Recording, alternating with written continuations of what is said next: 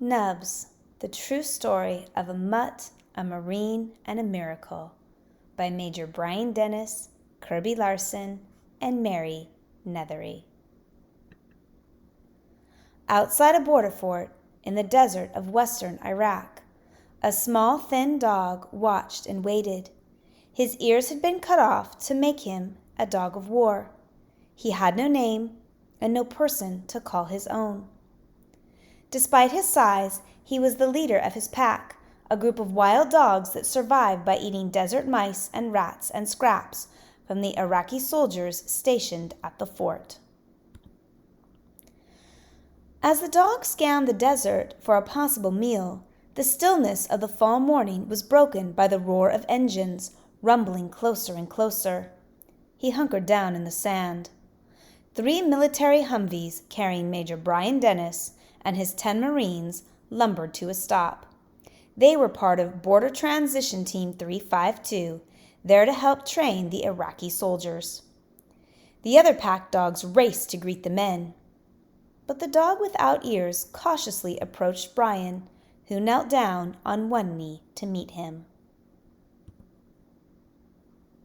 Email from Brian Dennis, subject Desert Dog, date October 2007. I found a dog in the desert. I call him Nubs because his ears look like little nubs. We clicked right away. He flips on his back and makes me rub his stomach. I taught him to sit and shake in about 5 minutes. That night, Nubs and Brian ate dinner together. They shared Brian's MREs, or meals ready to eat, of spaghetti and Cajun beans and rice. For dessert, Nubs sampled a strawberry Pop-Tart, wagging his tail. Later that evening, Nubs stayed with Brian when it was his turn at guard duty. Together, they kept everyone safe. The next day, Brian gave Nubs an extra long belly rub. Then he stepped into his Humvee and drove away. The whole pack chased after the vehicles, but quickly lost interest and turned back. Not Nubs. Running faster and faster, he tried to catch up with Brian. He ran for more than a mile. He had no way of knowing that it was against the rules for Marines to have pets. Left behind, Nubs stared after the Humvees as they disappeared into the shimmering heat of the desert. Long, lonely weeks passed without any sight of that trio of Humvees the Marines called Scout, Boss, and Chuck. At the fort, without Brian, there were no belly rubs. Winter's cold winds began to scour the desert, leaving Nubs scrambling for someplace warm to sleep. As the pack leader, he faced constant challenges from younger dogs wanting his job. Sometimes groups of dogs from other forts fought Nubs and his pack over the little food they had.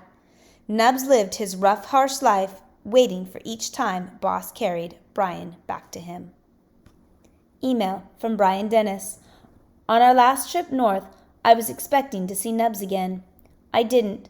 We didn't make it as far north as the last trip, but I still thought I'd see him. I hope that crazy little dog is okay. Near the end of December, when the temperature dipped to a bone-chilling 30 degrees, the Humvees again rumbled up to the border fort. The pack dogs ran to greet Brian, but not Nubs. He hung back, gaunt and weak from a deep wound in his side.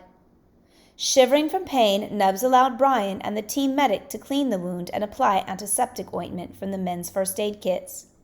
He even swallowed the child-sized dose of antibiotic Brian gave him. But Nubs refused to eat or drink. It hurt so much he tried to sleep standing up. Email from Brian Dennis. Bad news. We tried to put a blanket on Nubs when we bedded down for the night in the desert, but he wouldn't let us. I said a prayer for him. He slept near me. It got down to 18 degrees that night, and I kept waking up to check on him. Every time I woke up, I wondered if he'd be alive. When Brian got up at 4 a.m. for his turn to watch, Nubs stiffly padded into place beside him.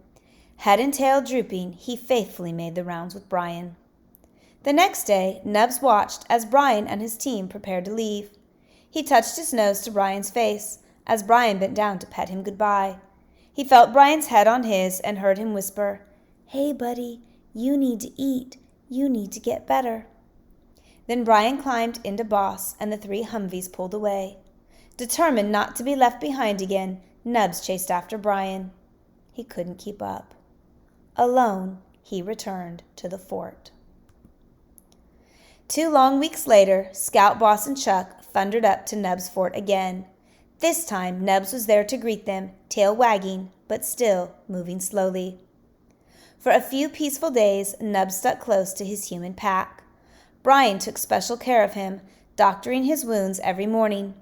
Nubs gobbled up his share of Brian's MREs, especially the beef patties.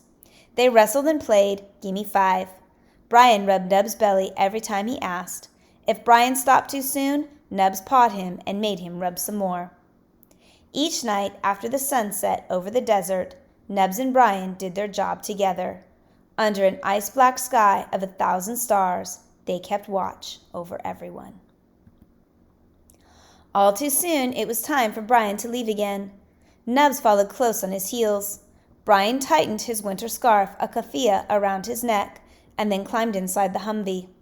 He leaned out and said to Nubs, "You take care of yourself, buddy." The vehicles rolled across the desert, slowly at first, then picking up speed, heading for the command outpost far away on the Jordanian border.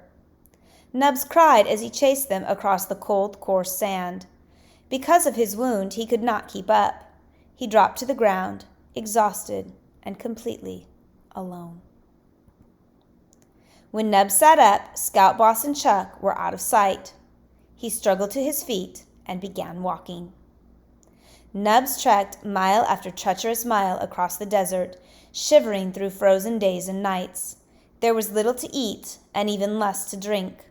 With barely a moment's rest, Nubs pushed on, fighting his way through territories fiercely protected by wolves and wild dogs. 2 snowy days and 70 miles later, Nubs limped into the Iraqi battalion headquarters where Brian was working.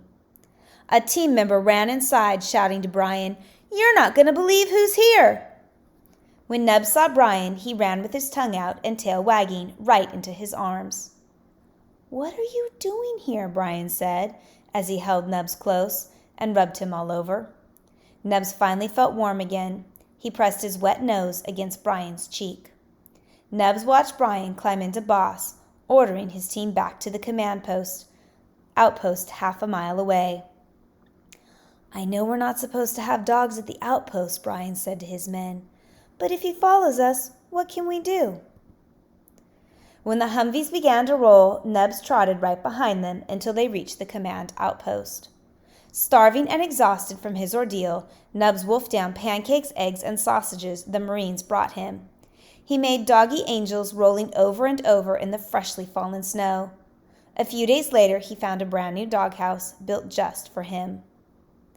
Nubs liked living at the command outpost with Brian's men and all the other soldiers. He proudly wore a collar the Marines had fashioned from woven bracelets sent to them from schoolchildren back home.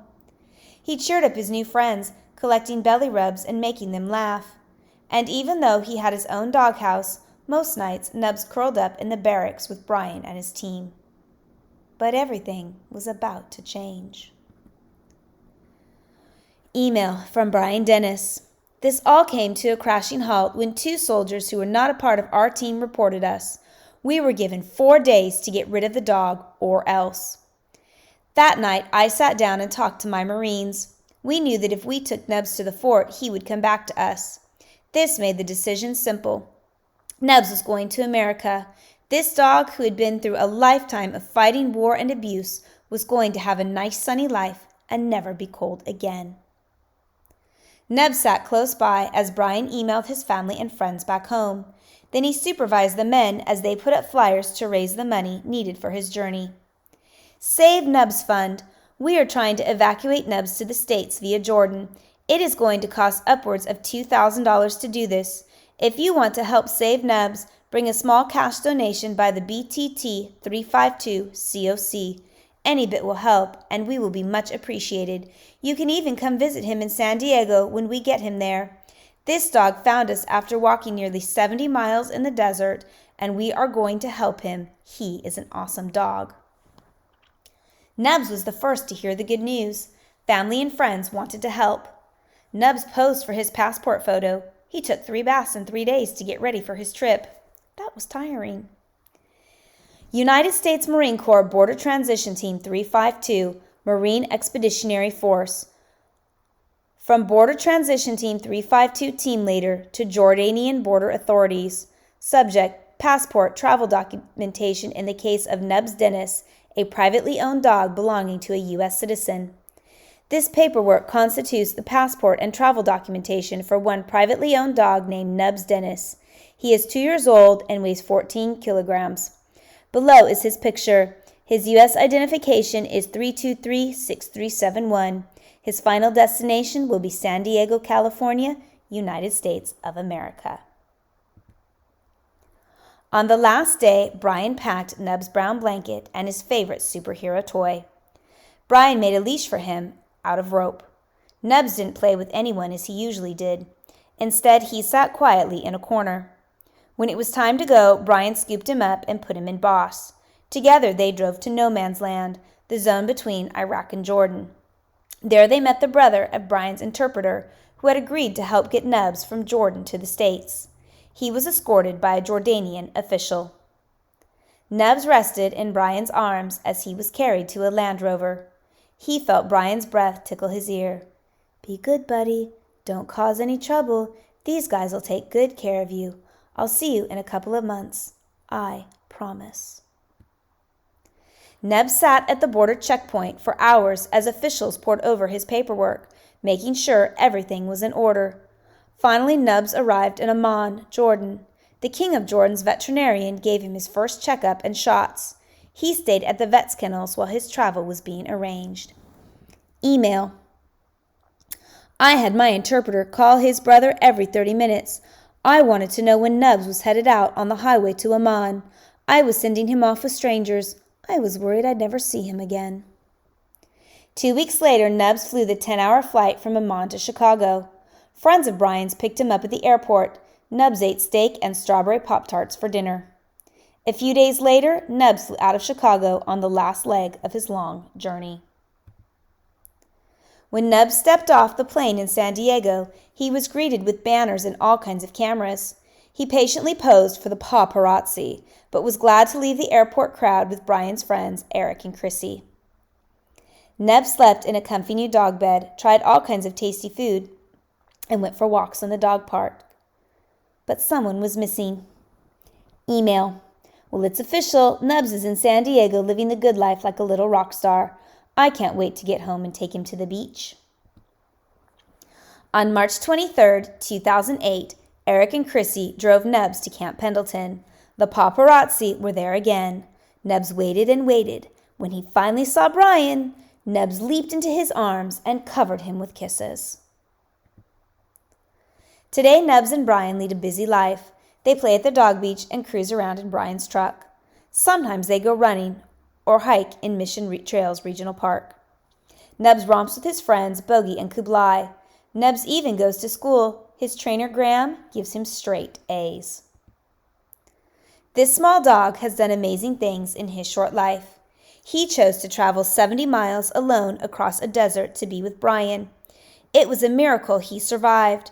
The bigger miracle may be that this dog of war chose to become a dog of peace. Now Nubs has a name and a person to call his own, and he shares the friendship and love he found with everyone he meets. But Nubs saves his best kisses for his best buddy, Brian.